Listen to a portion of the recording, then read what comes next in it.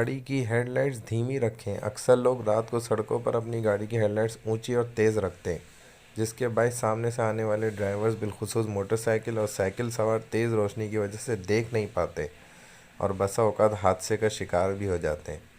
ज़रा सोचिए, समझ से कितने लोग ज़िंदगी से हाथ धो बैठते हैं और कितनी औरतें बेवा और बच्चे यतीम हो जाते हैं। लिहाजा एहतियात कीजिए और सबको जीने का हक दीजिए।